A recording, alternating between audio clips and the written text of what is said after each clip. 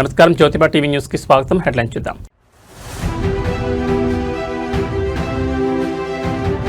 తప్పు చేస్తే బీసీ బిడ్డ, ఓట్ల కోసం మతమా? బండి సంజయ్పై ఎమ్మెల్యే కల్వకుంట్ల సంజయ్ విరుచుకుపాటు.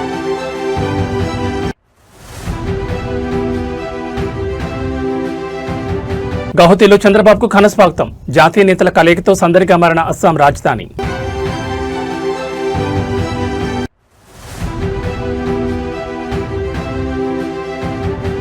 బాలల హక్కుల కమిషన్కు బీఆర్ఎస్ ఫిర్యాదు. విద్యా వ్యవస్థలో వైఫల్యాలపై సర్కార్ నిలదీసిన నేతలు.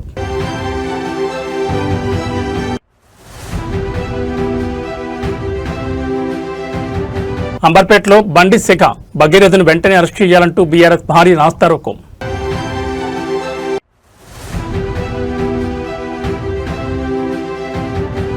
అస్సాం సీఎంగా హేమంత్ బిశ్వ శర్మ సెకండ్ ఇన్నింగ్స్. గౌహతిలో అట్టహాసంగా ప్రమాణ స్వీకారం. ఇక డీటెయిల్స్ చూస్తే కేంద్ర మంత్రి బండి సంజయ్ కుమారుడిపై వచ్చిన లైంగిక వేధింపుల ఆరోపణల వ్యవహారం ఇప్పుడు రాజకీయంగా పెనుదుమారం రేపుతోంది. ఈ ఘటనపై BRS MLA doctor Kalvakuntla Sanjay విరుచుకుపడ్డారు.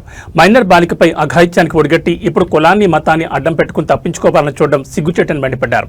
బండి సంజయ్ రాజకీయ సంస్కృతిపై ఆయన సంధించిన విమర్శనాస్త్రాలు ఇప్పుడు హాట్ టాపిక్ గా మారాయి. ఎన్నికలు వస్తే మతం కొడుకు లుచ్చాపనులు చేస్తే బీసీ బిడ్డ అంటూ కులాన్ని వాడుకోవడం బండి సంజయ్కి చెల్లిందని ఎమ్మెల్యే ఎద్దేవా చేశారు. మైనర్ బాలికపై వేధింపులకు పాల్పడితే దానికి హనీ ట్రాప్ రంగుపూడి వెంటనే నిలదీశారు. నీ కొడుకు సంస్కారం నీ నుండే వచ్చింది, నువ్వు మాట్లాడే చిల్లర భాష, నీ ప్రవర్తన వల్లే నీ కొడుకు ఇలా తయారయ్యాడంటూ వ్యక్తిగత విమర్శలు గుప్పించారు. 25 ఏళ్ల వ్యక్తిని చిన్నపిల్లవాడు అనడం హాస్యాస్పదమని వ్యాఖ్యానించారు. మైనర్ బాలికల మీద అఘాయిత్యాలు చేయమని దేవుడు చెప్పాడా లేక ఆర్ఎస్ఎస్ చెప్పిందని ప్రశ్నించారు. ఈ విషయంలో ఏబీవీపీ మరియు ఆర్ఎస్ఎస్ సభ్యులు కూడా బండి సంజయ్ నిలదీయాలని పిలుపునిచ్చారు. తప్పు చేసిన వ్యక్తిని కఠినంగా శిక్షించాలని, రాజకీయ పలుకుబడితో కేసును పక్కదారి పట్టించాలని చూస్తే ప్రజలు చూస్తూ ఊరుకోరని హెచ్చరించారు. బండి సంజయ్ కుటుంబ సభ్యుల ప్రవర్తనపై ఎమ్మెల్యే చేసిన ఈ వ్యాఖ్యలు ఇప్పుడు రాష్ట్ర రాజకీయాల్లో మంటలు రేపుతున్నాయి. తెలివి తక్కువ తెలియదనకు. మైనర్ బాలిక మీద హనీ ట్రాప్ కేసు పెట్టడానికి రాదు. ఎందుకంటే మైనర్ మీద ఒక 25 ఏళ్ల అడ్డగాడిగా లైంగిక వేధింపులు చేసినప్పుడు హనీ ట్రాప్ కాదు. ఆమె హనీ ట్రాప్ చేసినా నువ్వు ట్రాప్ అయినావు దాంట్లో. దయచేసి అర్థం చేసుకోవాలి. ఇంకోటి ఏం చేసినారు బండి సంజయ్ గారు చివరికి? మొదట్లో ఏమో ఎలక్షన్లు వస్తేనేమో మతం వాడుకుంటాడు. ఇవాళ కొడుకులు లుచ్చా పనులు చేస్తే నేను బీసీ బిడ్డను, నా మీద అరాచకం జరుగుతుందంటాడు. చిన్నపిల్లల్ని రాజకీయాలకు తీసుకురావద్దంటాడు. 25 ఏళ్ళ అడ్డగాడిద చిన్నపిల్లగాడా? ఆ 17 ఏళ్ళ మైనర్ బాలిక చిన్నపిల్లనా? లేకపోతే నీ 25 ఏళ్ళ అడ్డగాడిద మైనర్ రావాడు? అడ్డగాడిద పనులు చేసి చిన్నపిల్లల్ని రాజకీయాలకు తీసుకురావద్దంటావా? ఈ సంస్కారం నీ కొడుకుది ఎక్కడి నుంచి రాలే బండి సంజయ్? నువ్విచ్చిన సంస్కారమే, నీ భాష, నీ గుటుక, నీ ప్రవర్తననే ఆ పిల్లగాడిని అట్లా తయారు చేసిందని చెప్పి నేను ఇవాళ ప్రెస్ మీడియా ముందుగా నుంచి చెప్తా ఉన్నా.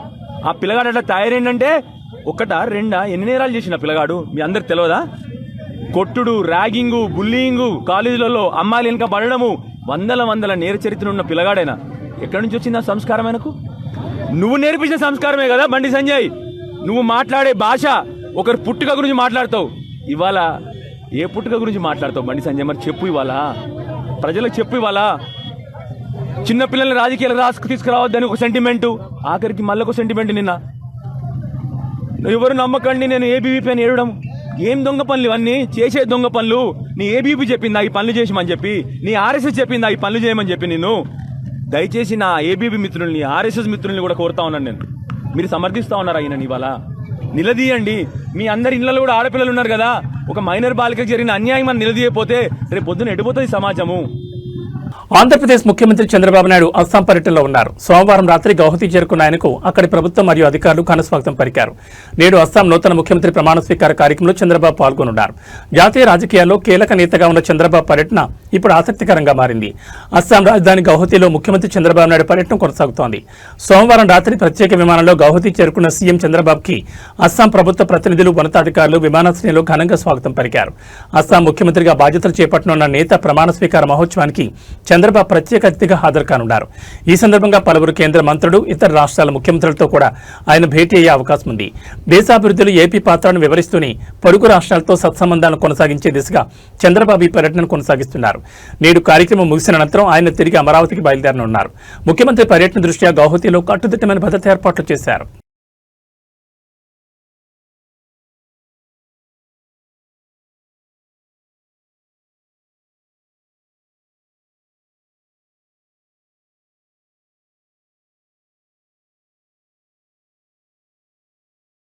తెలంగాణలో బాలల హక్కుల ఉల్లంఘనలు మరియు విద్యా వ్యవస్థలో నెలకొన్న సమస్యలపై బీఆర్ఎస్ నాయకులు గళమెత్తారు. కొద్దిసేపటి క్రితమే రాష్ట్ర బాలల హక్కుల పరిరక్షణ కమిషన్ కలిసిన బీఆర్ఎస్ ప్రతినిధుల బృందం ప్రస్తుత ప్రభుత్వ తీరుపై ఫిర్యాదు చేసింది. అనంతరం వారు మీడియాతో మాట్లాడుతున్నారు. అసలు వారు కమిషన్ దృష్టికి ఏ అంశాలు తీసుకెళ్లారు, ప్రభుత్వంపై వారు చేస్తున్న ఆరోపణలేంటి, ప్రభుత్వ పాఠశాలలు మరియు హాస్టల్లో జరుగుతున్న వరుస ఘటనలపై బీఆర్ఎస్ ఆగ్రహం వ్యక్తం చేస్తోంది. గురుకులాలు, ప్రభుత్వ వసతి గృహాల్లో విద్యార్థుల భద్రత, ఆహార నాణ్యతపై బీఆర్ఎస్ నేతలు కమిషన్కు వివరించారు. రాష్ట్రంలో చిన్నపిల్లలపై జరుగుతున్న అఘాయిత్యాలను అరికట్టడంలో ప్రభుత్వం విఫలమైందని వారు ఆరోపిస్తున్నారు. విద్యా సంవత్సరం ప్రారంభమైన ఇంకా పూర్తి స్థాయిలో పాఠ్య పుస్తకాలు, యూనిఫామ్స్ అందలేదని, హాస్టళ్లలో కనీస సౌకర్యాలు లేక విద్యార్థులు ఇబ్బందులు పడుతున్నారని నేతలు మండిపడుతున్నారు. ప్రస్తుతం కమిషన్ కార్యాలయం వెలుపల బీఆర్ఎస్ మాజీ మంత్రులు మరియు కీలక నేతలు మీడియా సమావేశంలో మాట్లాడారు. బాధ్యులపై కఠిన చర్యలు తీసుకోవాలని, విద్యార్థులకు భద్రత కల్పించాలని వారు డిమాండ్ చేశారు. బాలల హక్కుల పరిరక్షణలో ప్రభుత్వం అలసత్వం వహిస్తే రాష్ట్ర వ్యాప్తంగా పోరాటాలు చేస్తామని బీఆర్ఎస్ హెచ్చరిస్తోంది.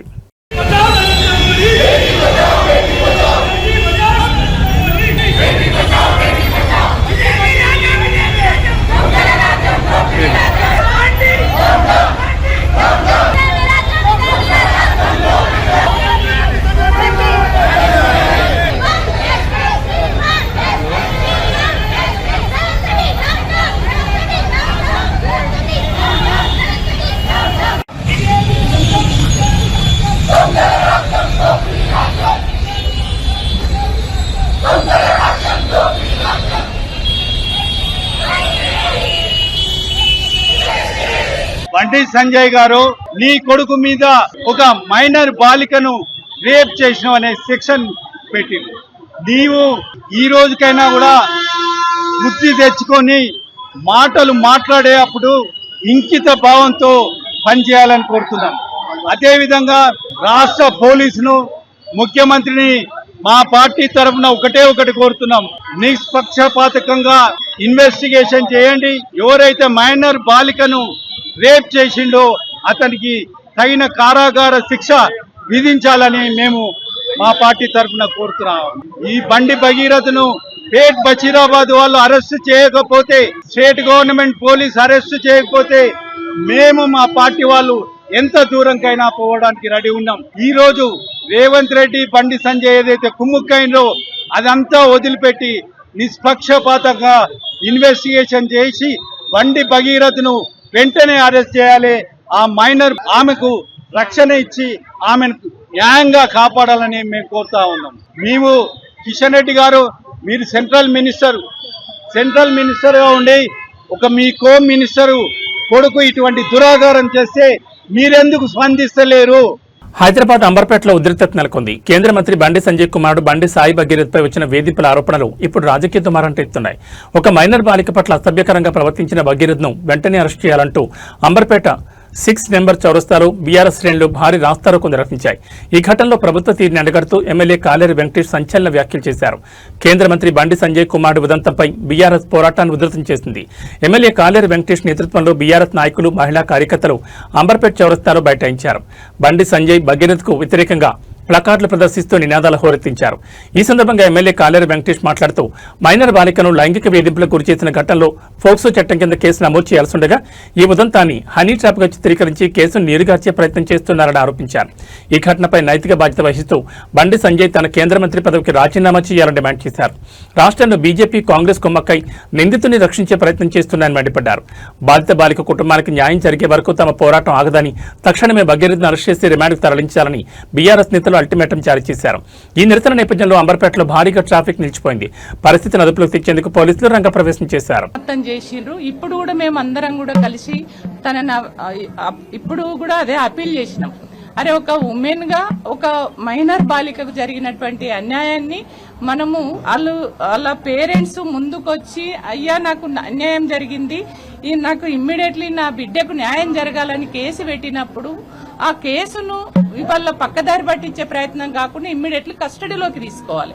నేరానికి గురైనటువంటి వ్యక్తి పైన తక్షణమే యాక్షన్ తీసుకోకుండా, అరెస్ట్ చేయకుండా ఇంకా ఎంక్వైరీ చేస్తామని ఇంకేదో చేసి అట్లా ఆ కేసును పక్కదారి పట్టించి ఆ పిల్లోడిని భగీరథను బయటకు పంపించేటువంటి ఒక కుట్రలు చేస్తున్నారనేది దీన్ని బట్టి అర్థమైంది. కానీ మేడం చాలా సానుకూలంగా స్పందించారు. ఖచ్చితంగా తక్షణమే మేము ఎంక్వైరీ కాదు, ఖచ్చితంగా అది ఆధారాలతో సహా ఉన్నాయి కాబట్టి సుమోటాగా తీసుకున్నాం. మేము ఖచ్చితంగా నేరస్తుడికి శిక్ష పడేటట్టుగా చూస్తామని చెప్పేసి వారు చాలా క్లియర్ గా చెప్పడం జరిగింది. తక్షణమే మేము ఇవాళ బీఆర్ఎస్ మహిళా విభాగం ఆధ్వర్యంలో ఇవాళ రాష్ట్ర వ్యాప్తంగా కూడా మహిళలపై జరుగుతున్నటువంటి అరాచకాలను అత్యాచారాలను అరికట్టాలని చెప్పేసి మేము ఆందోళన చేస్తున్నాం.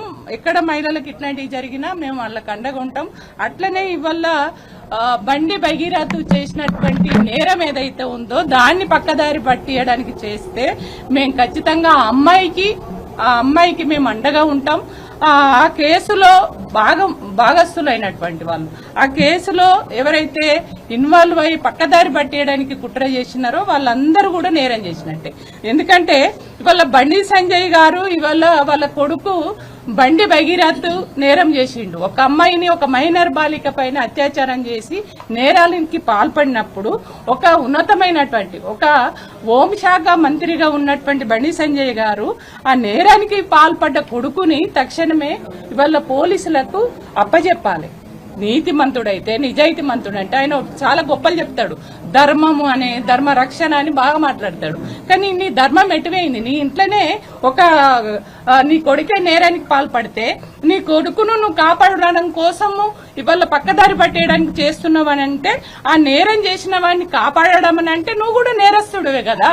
అందుకని నేనేమంటున్నంటే ఇవాళ మొట్టమొదటి ముద్దాయి బండి సంజయ్ కుమార్ అని నేను అంటున్నాను. కాబట్టే తక్షణమే బండి సంజయ్ గారిని బర్తరఫ్ చేయాలి బీజేపీ పార్టీ. ఆ మంత్రి పదవి నుంచి తీసేయాలి. ఇవాళ వెంటనే నైతిక బాధ్యత వహించి కూడా రాజీనామా చేయాలి. అదేవిధంగా ఇవాళ నేరానికి పాల్పడ్డ ఇవాళ బండి భగీరథ ఎవరైతే ఉన్నారో ఆ అబ్బాయిని వెంటనే తక్షణమే కస్టడీలోకి తీసుకోవాలి, అరెస్ట్ చేయాలని మేము డిమాండ్ చేస్తున్నాం.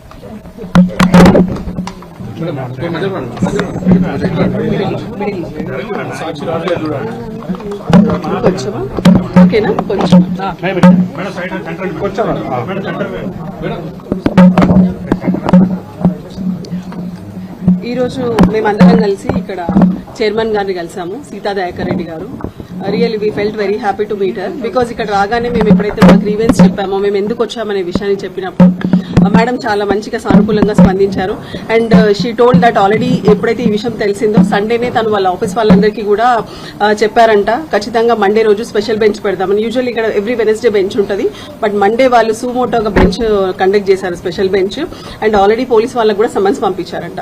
సో మేము ఇచ్చిన లెటర్లో కూడా మేము చాలా క్లియర్ గా చెప్పాము, కావాలని చెప్పి పోక్సో చట్టం ప్రకారం ఏదైతే. అస్సాం ముఖ్యమంత్రిగా హిమంత బిశ్వ శర్మ మరోసారి బాధ్యతలు చేపట్టారు. గౌహతిలో అత్యంత వైభవంగా జరిగిన ప్రమాణ స్వీకార మహోత్సవంలో ఆయన రాష్ట్ర ముఖ్యమంత్రిగా ప్రమాణ స్వీకారం చేశారు. ఈ చారిత్రక ఘట్టానికి ఆంధ్రప్రదేశ్ ముఖ్యమంత్రి చంద్రబాబు నాయుడుతో పాటు పలువురు కేంద్ర మంత్రులు, వివిధ రాష్ట్రాల ముఖ్యమంత్రులు హాజరయ్యారు. అస్సాం రాజధాని గౌహతిలో జరిగిన ఈ కార్యక్రమం జాతీయ రాజకీయ ప్రముఖుల కలయితో సందడిగా మారింది. అస్సాం గవర్నర్ హిమంత బిశ్వ శర్మతో పదవీ ప్రమాణం చేయించారు. ఆయనతో పాటు పలువురు మంత్రులుగా బాధ్యతలు స్వీకరించారు. రాష్ట్ర అభివృద్ధిని మరింత ముందుకు తీసుకెళ్తానని ఈ సందర్భంగా ఆయన స్పష్టం చేశారు. ఏపీ ముఖ్యమంత్రి చంద్రబాబు నాయుడు ఈ వేడుకల్లో ప్రత్యేక ఆకర్షణగా నిలిచారు. హిమంత బిశ్వ శర్మకు ఆయన పుష్పగుచ్చం అందజేసి శుభాకాంక్షలు తెలిపారు. ఈ సందర్భంగా ఇరువురు ముఖ్యమంత్రులు రాష్ట్రాల మధ్య పరస్పర సహకారంపై కొద్దిసేపు చర్చించారు. ప్రమాణ స్వీకార కార్యక్రమం దృష్ట్యా గౌహతి నగరం అంతా పండగ వాతావరణం నెలకొంది. బీజేపీ అగ్రనేతలు, ఎన్డీఏ మిత్రపక్షాల నాయకులు పెద్ద ఎత్తున హాజరై హిమంత బిశ్వశర్మకు అభినందనలు తెలిపారు. ఈ పర్యటన ముగించుకుని ముఖ్యమంత్రి చంద్రబాబు నాయుడు నేడు సాయంత్రం తిరిగి అమరావతికి చేరుకోనున్నారు. శ్రీ హిమంత బిశ్వ శర్మ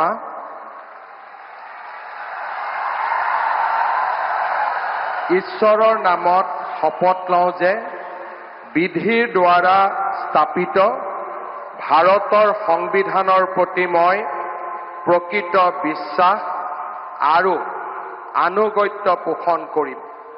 মই ভাৰতৰ সাৰ্বভৌমত্ব আৰু অখণ্ডতা অক্ষুণ্ণ ৰাখিম।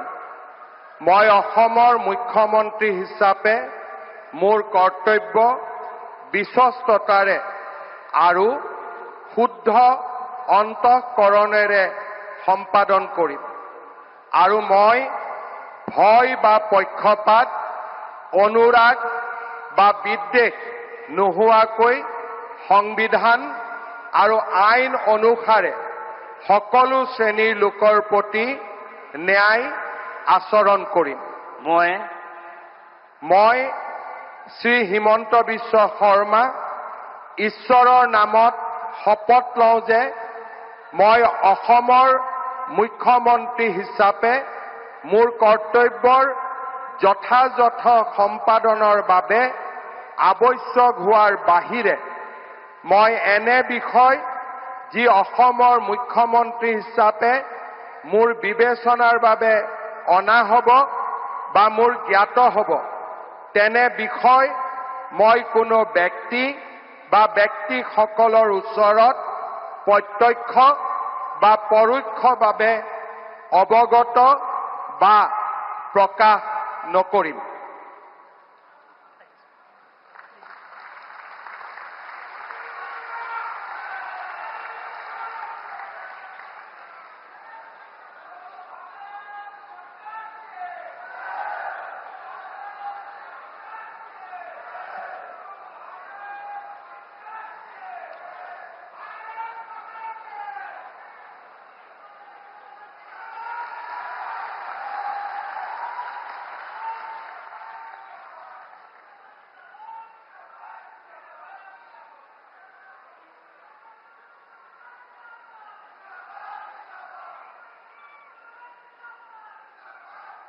తమిళనాడు శాసనసభలో సరికొత్త శాఖ మొదలైంది. ముఖ్యమంత్రిగా బాధ్యతలు చేపట్టిన తర్వాత తొలిసారి సభలో అడుగుపెట్టిన విజయ్ తనదైన శైలిలో ప్రసంగించి అందరినీ ఆశ్చర్యపరిచారు.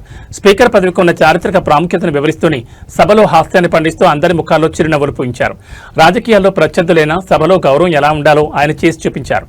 తమిళనాడు 17వ శాసనసభ తొలి సమావేశాల్లో సీఎం విజయ్ ప్రసంగం హైలైట్ గా నిలిచింది. నూతన స్పీకర్గా ఎన్నికైన జేసీడీ ప్రభాకర్ ని ఉద్దేశించి విజయ్ మాట్లాడారు. స్పీకర్ పదవి కేవలం ఒక కుర్చీ కాదని అది ప్రజాస్వామ్య దేవాలయానికి అత్యున్నత పీఠమని ఆయన అభివర్ణించారు. సభలో క్రమశిక్షణ, గౌరవం స్పీకర్ స్థానంతోనే మొదలవుతాయని గుర్తు చేశారు. తన ప్రసంగం మధ్యలో అప్పుడప్పుడు సెటైర్లు వేస్తూ చమత్కరిస్తూ సభలో ఆహ్లాదకర వాతావరణాన్ని కల్పించారు. సాధారణంగా గంభీరంగా సాగే అసెంబ్లీ సమావేశాల్లో విజయ్ మార్క్ హ్యూమర్ అందరినీ ఆకట్టుకుంది. అసెంబ్లీని ప్రజాస్వామ్యానికి గుండెకాయగా పేర్కొంటూ ఇక్కడ జరిగే చర్చలు ప్రజల జీవితాలను మార్చేవిగా ఉండాలని ఆకాంక్షించారు. తన ప్రభుత్వం పారదర్శకతకు, సామాజిక న్యాయానికి పెద్దపీట వేస్తుందని మరోసారి స్పష్టం చేశారు. ముఖ్యమంత్రిగా విజయ్ తన తొలి ప్రసంగంతోనే అటు అధికార పక్షాన్ని ఇటు ప్రతిపక్షాన్ని మెప్పించి అసెంబ్లీలో సక్సెస్ఫుల్ ఎంట్రీ ఇచ్చారు. பாராளுமன்றத்தின் கருத்தை மன்னரிடம் சொல்ல வேண்டியவர் ஸ்பீக்கர். அதற்கு துணிவு வேண்டும். சில பணிகளை செய்வதற்கு தான் பாராளுமன்றத்தின் அனுமதி வேண்டுமே தவிர அந்த ராஜ்யத்தில் உள்ள எந்த பிரஜைக்கும் மரண தண்டனை விதிக்கும் அதிகாரம் மன்னருக்கு உண்டு. தான் விரும்பியதை பாராளுமன்றம் நிராகரித்து விட்டது என்று சொல்லும் ஸ்பீக்கருக்கு மரண தண்டனை விதிக்கும்படி ஆணையிடுவார்.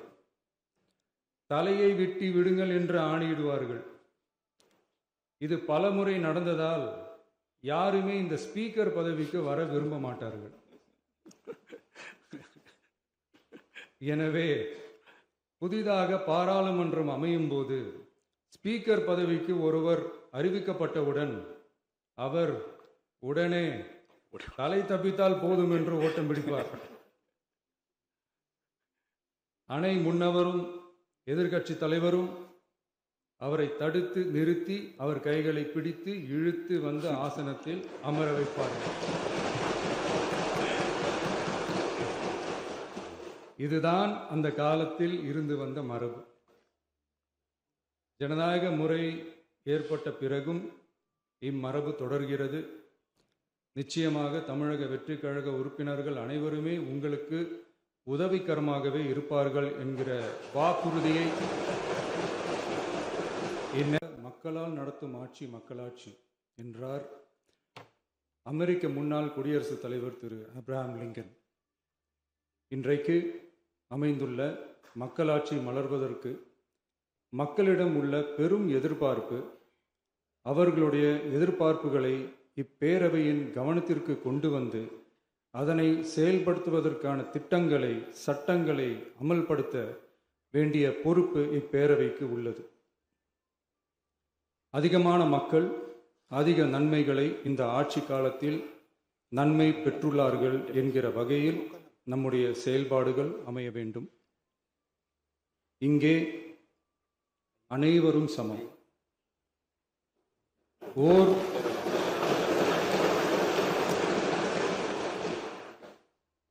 உறுப்பினரை கொண்ட கட்சிகள் இங்கே இடம் பெற்றிருந்தாலும் அவர்களுடைய கருத்துகளுக்கும் அதிக எண்ணிக்கை பெற்ற தமிழக வெற்றிக் கழக உறுப்பினர்கள் தெரிவிக்கும் கருத்துகளுக்கும் சமமாகவே மதிப்பளிக்கப்பட்டு நல்லவை ஏற்கப்பட்டு அல்லவை நிராகரிக்கப்பட்டு ஜனநாயகத்தின் இதயமாகவும் மூளையாகவும் இப்பேரவை செயல்பட வேண்டும்.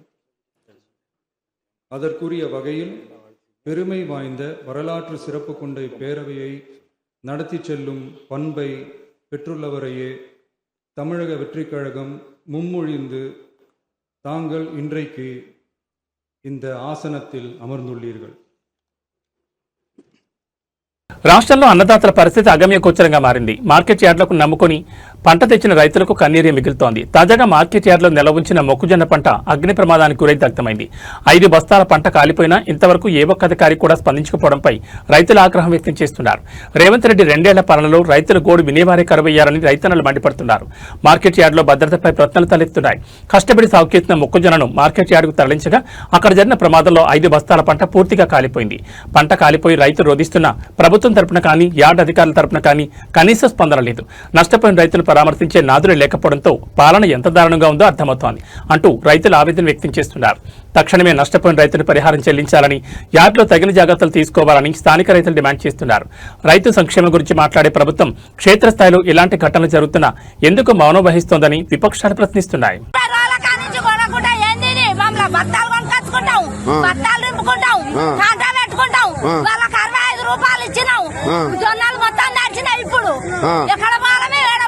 గత ప్రభుత్వం ఉన్నప్పుడు బత్తాలు కొనుక్కొచ్చుకుర్రా మీరు? ఎన్నడూ కొనుక్కొచ్చుకోవాలి. ఎట్లుందమ్మా రేవంత్ రెడ్డి పరిపాలన ఎట్లా ఉంది? బాగున్నది. బస్సులు గిసులు బాగా పెట్టిండు కదా. మళ్ళీ ఓటు ఆయనే గెలిపియాలి. ఎందుకట్లా? మంచి పని చేస్తాడు. బత్తాలు కూడా మందు బత్తాలు గిట్లు ఇచ్చిండు కదా. లీడర్లకు అందరికో లోపల అక్కడ పంపిస్తాడు. ఈ సంకసాల పని నడిపిస్తాడు వాడు. వాడు నడిపిస్తాడా మమ్మల్ని? కాంగ్రెస్ వాళ్ళు వచ్చి ఓటు అడిగితే ఏం చెప్తావు? అంటావా? మంచిగా మీ దండం పెడతాం, కాలు మొక్తాం అంటాం. అంతేనా? తులం బంగారం వచ్చిందా మీ మనవరాలకు? 3 తులాలు వచ్చినాయి. 3 తులాలా? ఏం చేసినావు మరి? టెన్షన్ పడకూర్రి. ఈ రోజు కాంచి కాలిపోయిన పక్క నుంచి పోపిస్తాం, మార్కెట్ నడిపిస్తా, కండలు చేపిస్తా. మీరు ఎలాంటి టెన్షన్ తీసుకోవాలి. మొక్కలు కాలిపోయినాయి. కాలిపోయినాయి సార్. కాలిపోయింది మొక్కలు స్వయంగా నాదే కాలిపోయింది. పంట కాలిపోయింది.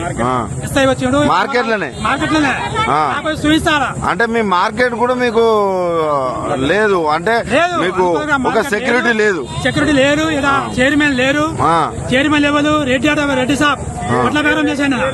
ఒట్ల బేరం చెప్తాడు, రాజా వస్తాడు. అందుకే సీఓ అంటే రెడ్లవాడ జనార్దన్. సీఓ అంటే జనార్దన్ రెడ్లవాడ. పాప ఆయన వస్తాడు, చూసిపోతాడు, ఇందాక రాడు, కొడతాడు. తమిళనాడు రాజకీయాలు ఒక్కసారిగా మలుపు తిరిగాయి. ప్రధాన ప్రతిపక్షం అన్నాడీఎంకేలో భారీ చీలిక సంభవించింది. సీనియర్ నేత సివి షణ్ముగం నేతృత్వంలో ఏకంగా 30 మంది ఎమ్మెల్యేలు తిరుగుబాటు జెండా ఎగురవేశారు. వీరంతా నటుడు ముఖ్యమంత్రి విజయ్ నేతృత్వంలోని టీవీకే ప్రభుత్వానికి మద్దతు ప్రకటిస్తూ సంచలన నిర్ణయం తీసుకున్నారు. రేపు జరగనున్న ఫ్లోర్ టెస్ట్ కు ముందే విజయ్ ప్రభుత్వం సుస్థిరం కావడంతో రాజకీయ సమీకరణాలు పూర్తిగా మారిపోయాయి. తమిళనాడు అసెంబ్లీలో అనూహ్య పరిణామాలు చోటు చేసుకుంటున్నాయి. అన్నాడీఎంకే అధినేత ఎడప్పొడి పళనిస్వామి డీఎంకేతో పొత్తు కోసం ప్రయత్నించాలని సివి షణ్ముగం వర్గం తీవ్రంగా వ్యతిరేకించింది. పార్టీ సిద్ధాంతాలకు విరుద్ధంగా వ్యవహరిస్తున్నారంటూ 30 మంది ఎమ్మెల్యేలు పళనిస్వామికి షాక్ ఇచ్చారు. ఇటీవల జరిగిన ఎన్నికల్లో అన్నాడీఎంకే 47 స్థానాలు గెలుచుకుంది. అందులో 30 మంది ఎమ్మెల్యేలు ఇప్పుడు టీవీకి గూటికి చేరడంతో సీఎం విజయ్ బలం అసెంబ్లీలో 150కి చేరింది. దీంతో రేపు జరగబోయే విశ్వాస పరీక్షలో విజయ్ సర్కార్ సునాయాసంగా నెగ్గనుంది. సివి షణ్ముగం తీసుకునే ఈ నిర్ణయంతో విజయ్ నాయకత్వంలోని ప్రభుత్వం అత్యంత బలమైన స్థితికి చేరుకుంది. ప్రతిపక్షం డీఎంకే నిలువరించేందుకు ఈ మద్దతు కీలకం కానుంది. ఈ పరిణామంతో తమిళనాడులో అన్నాడీఎంకే ఉనికి ప్రశ్నార్థకంగా మారగా సీఎం విజయ్ తన రాజకీయ పట్టును మరింత బిగించారు. In the recently concluded election, faced a defeat.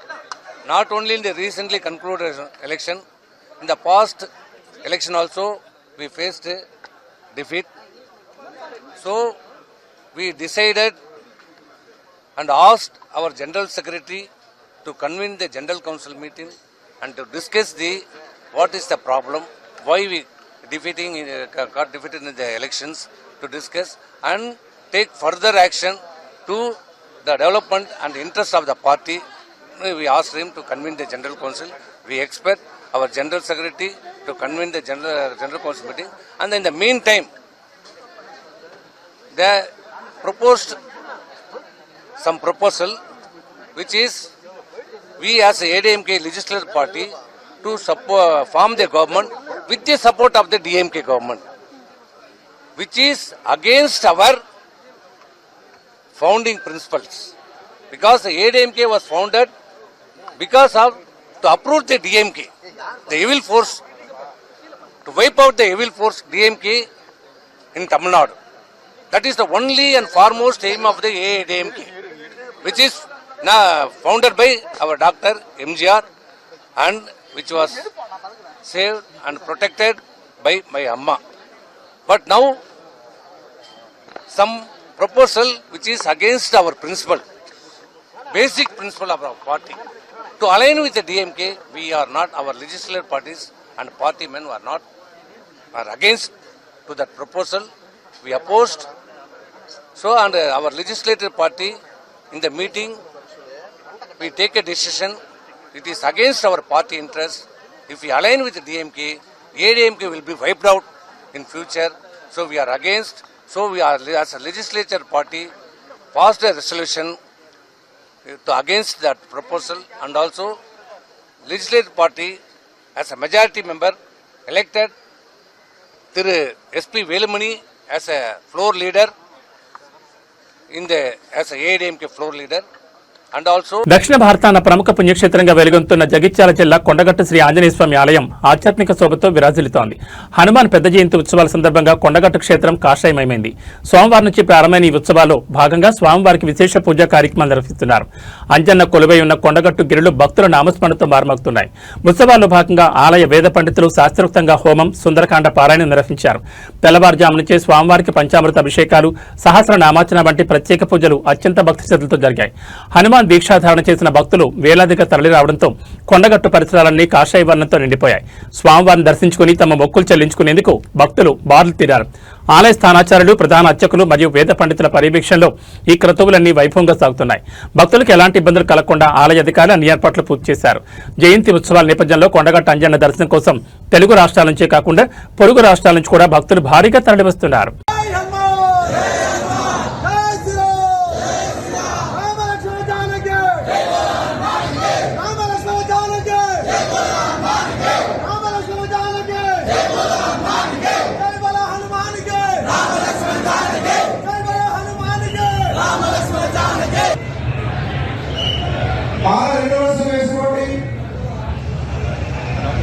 కండువలు అడగండి, వెనకాల వాళ్ళు కూర్చోవాలి. బాబు ఫోన్ పని చేయమని చెప్పింది మీకే కదా స్వామి, చిన్నస్వామి.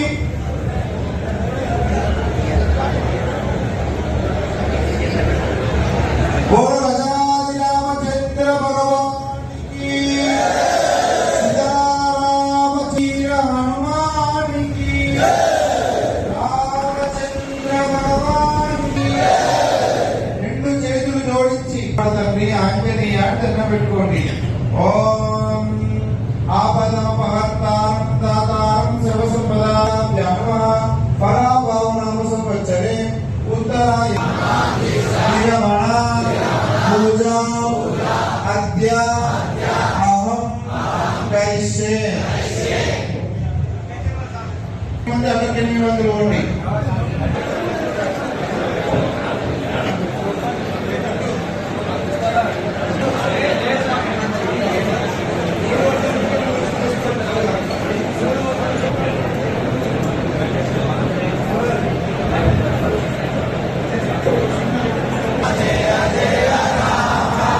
ఓం శ్రీ హనుమా జయ హనుమా జయ జయ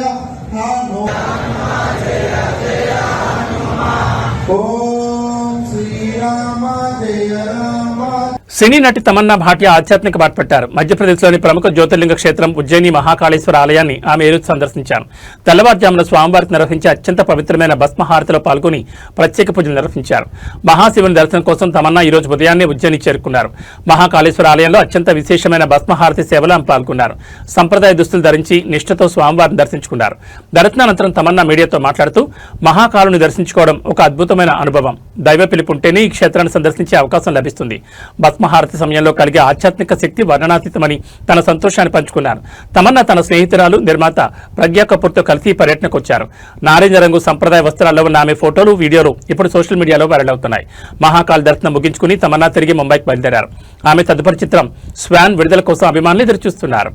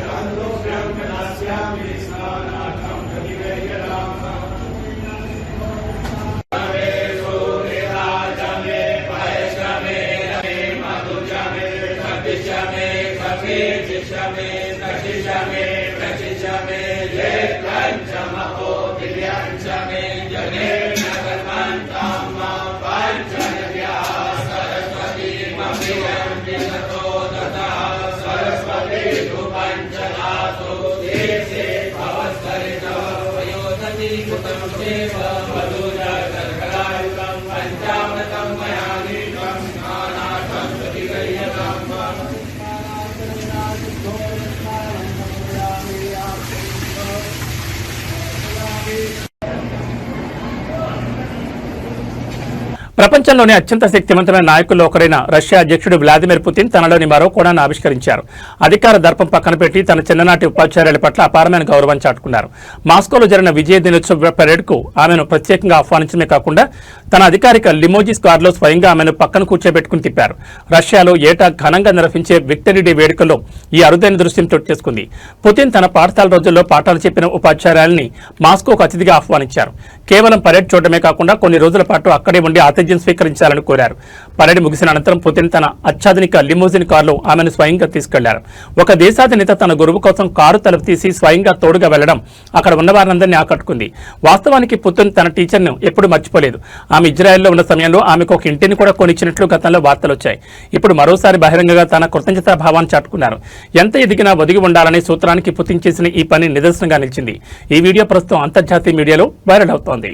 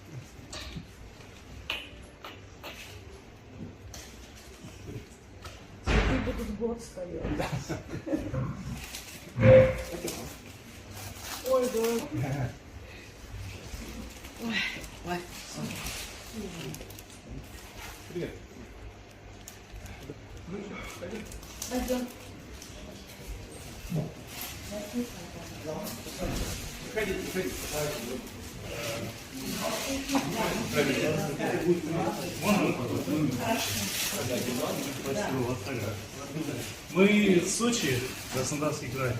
Приехали, да, вот на машине приехали. Да. Тепло? Там уезжали холодно, сюда приехали опять холодно. Но сейчас холодно, я считаю, 10-11 градусов. Нам нигде не должно быть холодно. Нам везде должно быть комфортно. Да, конечно, Владимир, да, понравилось, очень понравилось. Обожаем Москву. Да, мы приезжаем 3 года. Да. Пройдем. А сюда? Да. Не надо, я сама. Аккуратно, да?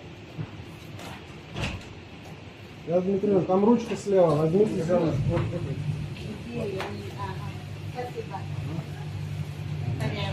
А вы на автобус, ладно? Хорошо, конечно, без проблем, да.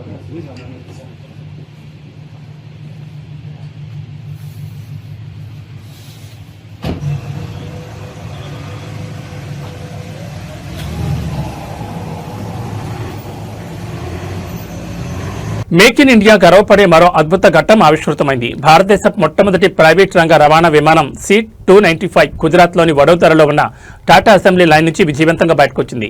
రక్షణ రంగంలో ప్రైవేట్ భాగస్వామ్యంతో విమానాల తయారీకి ఇది ఒక మైలురాయిగా నిలవనుంది. భారత వైమానిక దళాన్ని మరింత బలోపేతం చేసే దిశగా వేగంగా అడుగులు పడుతున్నాయి. టాటా అడ్వాన్స్డ్ సిస్టమ్స్ మరియు ఎయిర్ బస్ సంయుక్తంగా చేపట్టిన ఈ ప్రాజెక్టులో భాగంగా దేశీయంగా తయారైన తొలి విమానం అసెంబ్లీ పనులను పూర్తి చేసుకుంది. ఇది కేవలం టాటా గ్రూప్కే కాదు, యావత్ భారత పారిశ్రామిక రంగానికే గర్వకారణం. ప్రధాని మోడీ గతంలో శంకుస్థాపన చేసిన ఈ వడోదర ఫైనల్ అసెంబ్లీ లైన్ ప్రపంచ స్థాయి ప్రమాణాలతో విమానాలను సిద్ధం చేస్తోంది. విదేశాల నుంచి దిగుమతి చేసుకునే స్థితి నుంచి స్వదేశంలోనే రక్షణ విమానాలను తయారు చేసుకునే స్థాయికి మనం చేరుకున్నాం. పాతకాలపు ఆవ్రో విమానాల స్థానంలో ఈ C-295 విమానాలు చేరనున్నాయి. ఇవి సైనిక రవాణా, పారాట్రూపింగ్ మరియు విపత్తుల సమయంలో అత్యంత కీలకంగా వ్యవహరించనున్నాయి. ఈ విమానం త్వరలోనే గగనతల పరీక్షలు ముగించుకుని అధికారికంగా భారత వైమానిక దళంలో చేరనుంది. ఇది రక్షణ రంగంలో ఆత్మనిర్భర భారత్ లక్ష్యానికి బలమైన పునాది.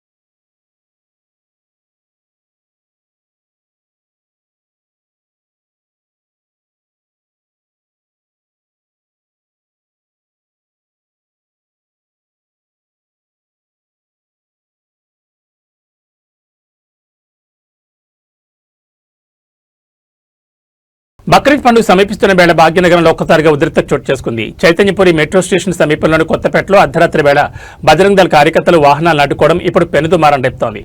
కాంగ్రెస్ ప్రభుత్వం చెప్తున్న మహబత్ కి దుకాన్ అంటే ఇదేనా అని నెటిజన్లు ప్రశ్నిస్తున్నారు. పోలీసులు చూస్తుండగానే చట్టాన్ని చేతుల్లోకి తీసుకుంటున్న వారిపై ప్రభుత్వం ఎందుకు చర్యలు తీసుకోవడం లేదని బాధితులు మండిపడుతున్నారు. హైదరాబాద్ కొత్తపేటలో చోటు చేసుకున్న ఈ ఘటనపై సోషల్ మీడియా వేదికగా ప్రభుత్వంపై విమర్శలు వెల్లువెత్తున్నాయి. కొత్తపేట వద్ద ఎడ్లను తరలిస్తున్న వాహనాలను బజరంగ్ దళ్ కార్యకర్తలు అడ్డుకున్నారు. నిబంధనల ప్రకారం ఎడ్ల రవాణాపై లేదా వాటి బలిపై తెలంగాణలో ఎలాంటి నిషేధం లేకపోయినా ఏ అధికారంతో వాహనాలు ఆపుతున్నారని బాధితులు ప్రశ్నిస్తున్నారు. అక్కడ పోలీసులు ఉన్నప్పటికీ వారు నిమ్మకం నీరెత్తినట్లు వ్యవహరించడంపై ఆగ్రహం వ్యక్తమవుతోంది. ముందుగానే సమాచారం అందించినప్పటికీ పోలీసులు ఎలాంటి ముందస్తు చర్యలు తీసుకోకపోవడం వెనుక ఆంతర్యం ఏమిటని నెటిజన్లు నిలదీస్తున్నారు. కేవలం ముస్లింలపైనే చర్యలు తీసుకుంటూ చట్టాన్ని చేతుల్లోకి తీసుకునే బజరంగ్ దళ్ కార్యకర్తలకు ఫ్రీ హ్యాండ్ ఇస్తున్నారా అని ముఖ్యమంత్రి రేవంత్ రెడ్డిని సోషల్ మీడియా వేదికగా ప్రశ్నిస్తున్నారు. కాంగ్రెస్ నేతల మౌనం తెలంగాణలో సాఫ్ట్ హిందుత్వ రాజకీయాలకు నిదర్శనమని విమర్శలు వస్తున్నాయి. ఈ మొత్తం వ్యవహారంపై జాతీయ నేతలు రాహుల్ గాంధీ, ప్రియాంక గాంధీలను ట్యాగ్ చేస్తూ తెలంగాణలో జరుగుతున్న ఈ పరిణామాలపై స్పందించాలని బాధితులు కోరుతున్నారు. పండగ వేళ శాంతి భద్రతలకు విఘాతం కలగకుండా చూడాల్సిన బాధ్యత ప్రభుత్వంపై ఉందని, మరి ఈ వివాదంపై రేవంత్ సర్కార్ ఎలా స్పందిస్తుందో వేచి చూడాలి.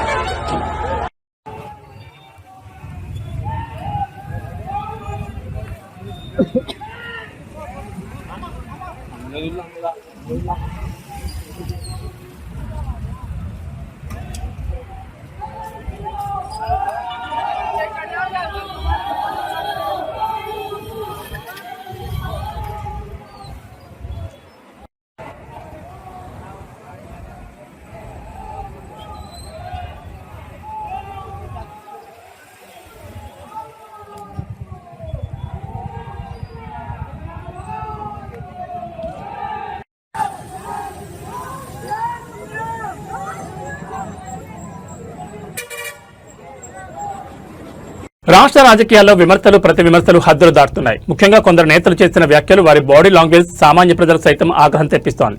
తాజాగా ఒక బీజేపీ నేత చేసిన వ్యాఖ్యలపై సోషల్ మీడియా వేదికగా నెట్జన్లు నిప్పులు చెరుతున్నారు. ఖండించాలనిపిస్తే ఖండిస్తా, లేకపోతే లేదు అన్నట్లుగా సాగిన ఆ నేత తీరుపై సామాన్యులు తమదైన శైలిలో స్పందిస్తున్నారు.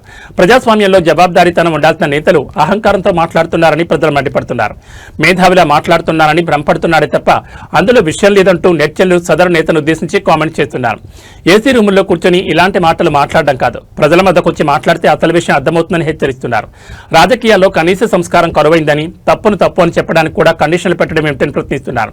బీజేపీ నేతల ప్రవర్తన రోజు రోజుకు దిగజారిపోతోందని విమర్శలు వెల్లువెత్తున్నాయి. సదరు నేత తీరుని ఎండగడుతూ సోషల్ మీడియాలో మీమ్స్ మరియు పోస్టులు వైరల్ అవుతున్నాయి. ప్రజల సమస్యల మీద కంటే తమ అహాన్ని చాటుకోవడానికి కొందరు నేతలు ప్రాధాన్యత ఇస్తున్నారని ఆరోపిస్తున్నారు. ప్రజలు గమనిస్తున్నారన్న విషయాన్ని నేతలు గుర్తుంచుకోవాలని, హద్దులు దాటితే తగిన బుద్ధి చెప్తారని సోషల్ మీడియా వేదికగా హెచ్చరికలు వస్తున్నాయి. అన్యాయం చోట జరిగిన చోట ఖండించరా మీరు? ఖండించాల్సిన చోట ఖండిస్తామండి. ఖండించేది ఉంటే ఖండిస్తాము. ఇప్పుడు అనిత అంటే మీరు ఎక్కడి నుంచి ఫోన్ చేస్తున్నారు? నేను లోకల్ అండి, హైదరాబాద్. నేను హైదరాబాద్ లో అంటే 1,000 మంది ఉంటారు. మీరేంటి, వాట్ ఆర్ యూ? నేను ఉద్యోగిని, ఒక ప్రైవేట్ ఉద్యోగిని. నేను ప్రైవేట్ ఎక్కడ? హైదరాబాద్ లో ఉంటుంది, రెహమత్ నగర్. ఏ కంపెనీ ఉంటుంది? రెహమత్ నగర్. నేను అడిగిన దానికి మీరు అడిగేదానికి సంబంధం ఉందా సార్? మీరు నన్ను అడగడానికి మీరు ఎవరు మేడం? అరే మీరు ఒక అధికారి అండి, ప్రజల అధికారి. మీరు అవునండి, ప్రజల మనిషి అండి. ఒక ప్రజల్లో నేను ఒక వ్యక్తిగా మనిషిగా మాట్లాడుతున్నాను. జరిగిన అన్యాయాన్ని మీరు ఎందుకు మాట్లాడలేదు అని. నేను మాట్లాడాలి, ఎక్కడ మాట్లాడకూడదు, ఏం మాట్లాడాలని నేను నిర్ణయిస్తాను మేడం. అంతేగాని తప్పని ఖండించడానికి మీరు రారు బయటికి.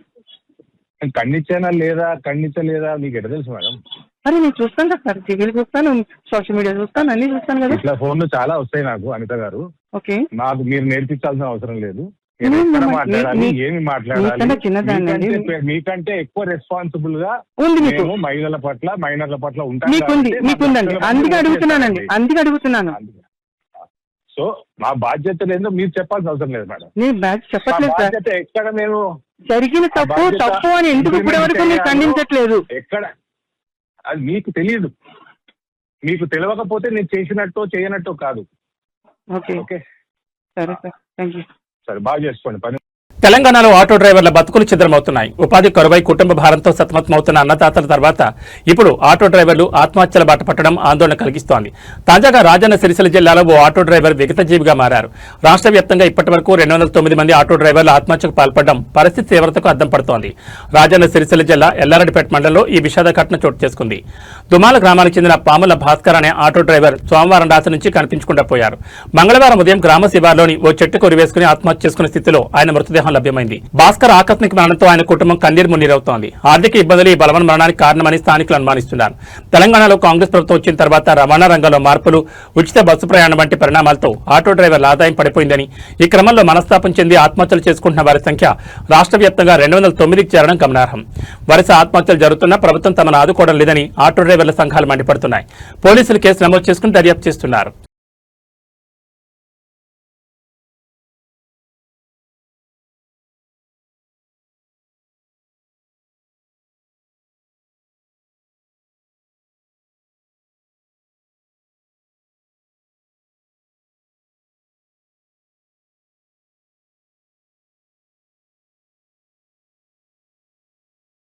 హైదరాబాద్ మియాపూర్లోని గోకుల్ అపార్ట్మెంట్లో ఘోర ప్రమాదం జరిగింది. ఆడుకుంటూ వెళ్లిన ఓ చిన్నారి నీటి సంపులో పడి ప్రాణాలు కోల్పోయింది. అపార్ట్మెంట్ వాచ్మెన్ కుమార్తెగా గుర్తించిన ఈ బాలిక మరణం స్థానికంగా తీవ్ర కలకలం రేపుతోంది. అయితే ఇది ప్రమాదమా లేక మరేదేమైనా కారణమా అన్న కోణంలో పోలీసులు దర్యాప్తు చేస్తున్నారు. గోకుల్ అపార్ట్మెంట్లో చోటు చేసుకున్న ఈ ఘటనపై అనేక అనుమానాలు వ్యక్తమవుతున్నాయి. అపార్ట్మెంట్ వాచ్మెన్ కుమార్తె ప్రమాదవశాత్తు నీటి సంపులో పడిపోయింది. ఆ సమయంలో సంపు మూత తెరిచి ఉండడంతోనే ఈ ప్రమాదం జరిగినట్లు ప్రాథమికంగా తెలుస్తోంది. కళ్ల ముందే తిరుగుతున్న కూతురు విగతజీవిగా మారడంతో తల్లిదండ్రులు కన్నీరు మున్నీరవుతున్నారు. అయితే తన కుమార్తె మృతిపై తమకు అనుమానాలున్నాయని, దీనిపై సమగ్ర విచారణ జరపాలని వారు పోలీసులను కోరుతున్నారు. సమాచారం అందుకున్న మియాపూర్ పోలీసులు ఘటనా స్థలాన్ని చేరుకుని మృతదేహాన్ని స్వాధీనం చేసుకున్నారు. కేసు నమోదు చేసిన పోలీసులు అపార్ట్మెంట్లోని సీసీటీవీ ఫుటేజ్ను పరిశీలిస్తున్నారు. అపార్ట్మెంట్ యాజమాన్యం నిర్లక్ష్యం ఉందా అనే కోణంలోనూ విచారణ కొనసాగుతోంది. నిర్లక్ష్యం కారణంగా ఒక నిండి ప్రాణం బలైందని స్థానికులు ఆగ్రహం వ్యక్తం చేస్తున్నారు. నమస్తే సార్, నా పేరు గూగుల్లో చెర్నపల్లి. మేము భద్రాద్రి కొత్తగూడెం జిల్లా తెగులపల్లి మండలం మధురాధర నుంచి వచ్చాం సార్. గత 10 సంవత్సరాల నుంచి ఈ హైదరాబాద్ గోకుల్ ఫ్లాట్ 90 జీవిస్తున్నాను సార్. నా చిన్న అమ్మాయి 10 సంవత్సరాలు నేను రెంట్ ఉంటున్నాను సార్. నా చిన్న అమ్మాయి 8 రోజుల క్రితం ఇక్కడ వాచ్మెన్కి వచ్చాం సార్. బిల్డింగ్ పేరు Shri Sai residency sir. Shri Sai residency sir. ఇక్కడ వచ్చిన తర్వాత మా 10 సంవత్సరాల తర్వాత ఇక్కడ ఉంటున్నాం సార్. ఇక్కడ 8 రోజుల క్రితమే శ్రీ సాయి రెసిడెన్సీకి ఇక్కడ వచ్చాం సార్. వచ్చిన తర్వాత మా పాప, చిన్న పాప, నాకు 3 పిల్లలు సార్. చిన్న పాప నాకు అనుమానాస్పదంగా సంపులో పడిపోయి నా చిన్న పాప చనిపోయింది సార్. ఎలా జరిగిందనేది చూపిద్దామంటే బిల్డింగ్ ఓనర్ సహకరించట్లేదు సార్. కెమెరా కింద తిప్పేస్తున్నారు సార్. చూపించమంటే చూపించట్లేదు సార్. పోలీసులు కూడా బిల్డింగ్ ఓనర్కే సహకరిస్తున్నారు. ఖమ్మం జిల్లాలో అర్ధరాత్రి పెను విషాదం చోటు చేసుకుంది. మేకల్ తాండా సమీపంలో 2 లారీలు ఎదురెదురుగా ఢీక్కుని ఘటనలో భారీ అగ్ని ప్రమాదం సంభవించింది. ఈ ప్రమాదంలో 2 వ్యక్తులు లారీ క్యాబిన్లో నుంచి చిక్కుకుపోయి సజీవ దహనమయ్యారు. బొగ్గులోడుతో ఉన్న లారీ కావడంతో మంటలు క్షణాల్లో వ్యాపించి భయానక వాతావరణం నెలకొంది. ఖమ్మం జిల్లా కూసుమంచి మండలం మేకల్ తాండా వద్ద ఈ ఘోర ప్రమాదం జరిగింది. వరంగల్ వైపు నుంచి వస్తున్న లారీ, వైజాగ్ నుంచి బొగ్గులాడుతూ వస్తున్న లారీ ఎదురెదురుగా అత్యంత వేగంతో ఢీకొన్న వేగానికి లారీ ఇంజన్లో ఒక్కసారిగా మంటలు చెలరేగాయి. ఒక లారీలో బొగ్గునడంతో మంటలు నిమిషాల్లోనే వాహనమంతటా వ్యాపించాయి. దీంతో క్యాబిన్లో ఉన్న 2 వ్యక్తులు బయటకు వచ్చే అవకాశం లేక మంటల్లో చిక్కుకుని అక్కడికక్కడే ప్రాణాలు కోల్పోయారు. మరో వ్యక్తికి తీవ్ర గాయాలు కావడంతో వెంటనే ఆసుపత్రికి తరలించారు. ప్రమాదం దాటికి 2 లారీలు రోడ్డుకు అడ్డంగా పడిపోవడంతో వరంగల్ ఖమ్మం హైవేపై కిలోమీటర్ల మేర వాహనాలు నిలిచిపోయాయి. సమాచారం అందుకున్న ఫైర్ సిబ్బంది ఘటనా స్థలాన్ని చేరుకుని గంటల పాటు శ్రమించి మంటలను అదుపు చేశారు. పోలీసులు కేసు నమోదు చేసుకుని మృతుల వివరాలు సేకరిస్తున్నారు. అతివేగమే ఈ ప్రమాదానికి కారణంగా భావిస్తున్నారు.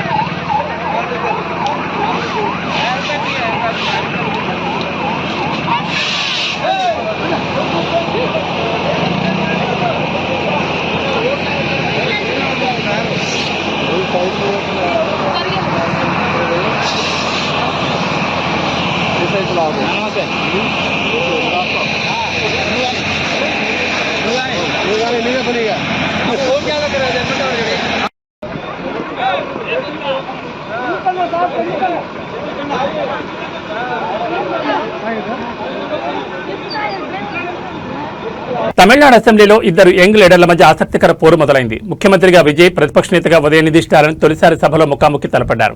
ఈ సందర్భంగా ఉదయనిధి చేసిన వ్యాఖ్యలు ఇప్పుడు రాజకీయ వర్గాల్లో హాట్ టాపిక్ గా మారాయి. మేమిద్దరం ఒకే కాలేజీలో చదువుకున్నా, పాలనలో మాత్రం మేమే సీనియర్ బ్యాచ్ అంటూ ఉదయనిధి వేసిన సెటైర్లు సభలో నవ్వులు పోయించాయి. తమిళనాడు శాసనసభ వేదికగా డీఎంకే, టీవీకే నేతల మధ్య మాటల యుద్ధం ఆసక్తికరంగా సాగింది. ఉదయనిధి స్టాలిన్ మాట్లాడుతూ తాను సీఎం విజయ్ మరియు స్పీకర్ ప్రభాకర్ ముగ్గురు చెన్నైలోని లోయలా కాలేజీలో చదువుకున్నామని గుర్తు చేశారు. ఒకే కాలేజ్ విద్యార్థులు ఇప్పుడు సభలో కీలక స్థానాల్లో ఉండడం విశేషమని అన్నారు. చదువులో క్లాస్మేట్స్ కావచ్చు కానీ రాజకీయాల్లో పాలనా అనుభవంలో డీఎంకేది సీనియర్ బ్యాచ్ అని ఉదయనిధి చమత్కరించారు. విజయ్ ప్రభుత్వానికి తాము పాలన నేర్పించడానికి తమ అనుభవాన్ని పంచుకోవడానికి సిద్ధంగా ఉన్నామని పేర్కొన్నారు. రాజకీయంగా విభేదాలు ఉన్నప్పటికీ తమిళనాడు రాష్ట్ర ప్రయోజనాల కోసం, అభివృద్ధి కోసం ప్రభుత్వం తీసుకునే మంచి నిర్ణయాలకు తమ మద్దతు ఉంటుందని, అదే సమయంలో తప్పులను ఎండగట్టడంలో వెనుకాడబోమని ఉదయనిధి స్పష్టం చేశారు. ముఖ్యమంత్రి విజయ్ కూడా ఉదయనిధి వ్యాఖ్యలకు చిరునవ్వుతో స్పందించడం సభలో ఆహ్లాదకర వాతావరణాన్ని నింపింది. ఈ ఇద్దరు వారసుల మధ్య సాగే రాజకీయం రాబోయే రోజుల్లో ఇంకెన్ని మలుపులు తిరుగుతుందో చూడాలి. அவர்களும் மாண்புமிகு முதலமைச்சர் அவர்களும் இன்னைக்கு எதிர்க்கட்சி தலைவராக இருக்கிற நானும் ஒரே காலேஜில் படிச்ச ஓல்டு ஸ்டூடெண்ட். ஒரே காலேஜில் நாம படிச்சிருந்தாலும் அரசாங்கத்தை நடத்துறதுல திமுக தான் சீனியர் பேட்ச். அது உங்களுக்கு தெரியும். 1967 ஆட்சிக்கு வந்தது திமுக தான். நாங்க தான் சீனியர்ஸ். அந்த அடிப்படையில் எங்களுடைய நாலேஜையும் எக்ஸ்பீரியன்ஸையும் நாங்கள் ஷேர் பண்ணிக்க ரெடியாக இருக்கோம். அதை ஏற்றுக்க நீங்களும் தயாராக இருங்க. ஏன்னா நமக்கு எப்பவுமே தமிழ்நாட்டு மாநிலத்துடைய நலன்தான் மிக மிக முக்கியம். மாண்புமிகு பேரவைத் தலைவர் அவர்களே, நீங்கள் போட்டியின்றி தேர்வாகியிருக்கீங்க. மாண்புமிகு முதலமைச்சரும் எதிர்க்கட்சி தலைவரான நானும் உங்களை அவை முன்னவரும் இந்த இருக்கையில் உட்கார வச்சிருக்கிறோம், அமர வச்சிருக்கிறோம். இன்னைக்கு உங்க கையை பிடிச்சி அழைச்சிட்டு வந்து உட்கார வச்சிருக்கிறோம். இனி எங்க ரெண்டு தரப்பையும் நீங்க தான் கையை பிடிச்சி அரவணைச்சு, கோவம் இல்லாம கோவப்படாம, நீங்க கோவப்பட மாட்டீங்கன்னு தெரியும். உங்களை கோவப்படுத்துற மாதிரி எந்த செயலையும் நாங்க செய்ய மாட்டோம். சட்டமன்ற ஜனநாயகத்துல ஆளுங்கட்சி காதுகளாகவும் எதிர்கட்சி குரலாகவும் இருக்க வேண்டும். அதுலதான் இந்த அவையுடைய பெருமை நிச்சயம் அடங்கி இருக்கு. பொதுவா இதுக்கு முந்தைய சட்டமன்ற பேரவை எடுத்துக்கிட்டா ஆளுங்கட்சி வரிசையில அதிக உறுப்பினர்களும் எதிர்கட்சி வரிசையில அதை விட குறைவான உறுப்பினர்களும் இருப்பாங்க.